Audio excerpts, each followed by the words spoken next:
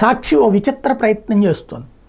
ఎన్నికల్లో ఓటమికి సరైన కారణం ఒకటి, ఆ రోజున చూశారు డైరెక్ట్గా దాన్ని ఏమంటారు, లైవ్ జగన్మోహన్ రెడ్డి మేనిఫెస్టో లైవ్ని కొన్ని కోట్ల మంది చూశారని వాళ్ళే గర్వంగా చెప్పుకున్నారు, అంత విశ్వసనీయత ఉందని.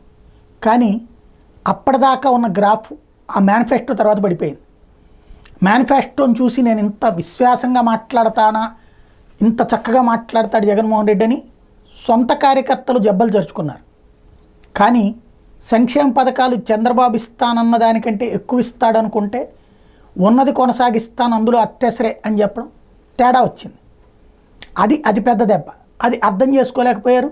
దాని గురించి ఎవరన్నా చెప్పినా సరే అట్టెట్ట చేస్తారు, తీసుకొని వదిలేస్తాడా, వాళ్ళని నమ్ముతాడా, ఈ టైపులోనే ఫీల్ అయ్యారు. అది దెబ్బ కొట్టింది. రెండోది వచ్చేటప్పటికి గ్రౌండ్ లెవెల్లో మనోళ్ళు గొడవలు చేస్తున్నారు అని కార్యకర్తలు చెప్పినా, లేదా గొడవలు చేసిన కార్యకర్తలు కంట్రోల్ చేయకపోగా వాళ్ళని ఇంకా ప్రోత్సహించిన పరిస్థితి అన్నటువంటిది పెద్ద దెబ్బ అయింది. అది ప్రజల్లో అరాచక ప్రభుత్వం అన్నటువంటి పాయింట్ జనంలోకి బాగా వెళ్ళింది. సోషల్ మీడియా ద్వారా అది కాదు అని చెప్పే ప్రయత్నం విఫలమైంది. ఫైనల్గా సరైనటువంటి పాత్ర పోషించడంలో ఈ రెండు విఫలం అన్నటువంటిది, అరాచక ప్రభుత్వం అన్నది దెబ్బకొట్టింది, ఇది కొట్టింది.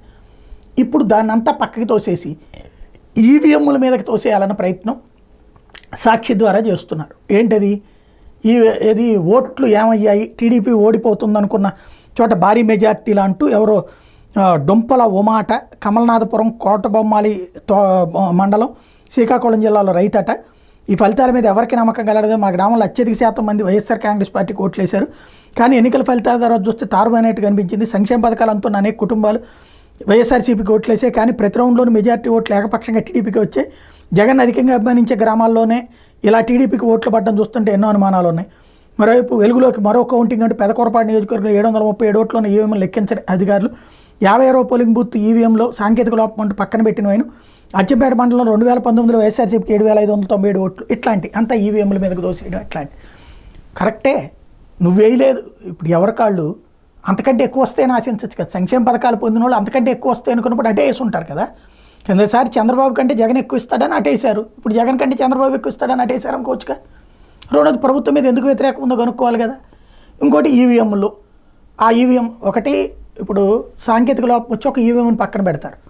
అక్కడ మెజారిటీ కనుక ఆ నెక్ టు నెక్ వచ్చినప్పుడు ఆ సాంకేతిక లోపం ఉన్న ఈవీఎం సంగతి కూడా చూస్తారు. నెక్ టు నెక్ కానప్పుడు అక్కడ భారీ మెజారిటీతో గెలిచినప్పుడు ఆటోమేటిక్గా ఆ 757 ఓట్ల గురించి ఎవరు లెక్క తీసుకుంటారు, పక్కన పెట్టేస్తారు. ఇది సింపుల్ లాజిక్. దాన్ని భూతద్దంలో చూపెట్టి ఈవీఎంలు మ్యానిపులేట్ చేశారు, ఇవన్నీ కూడా ఓటమికి సాకులు అవుతాయి తప్పించి వాస్తవానికి దూరమైనటువంటి మాటలు.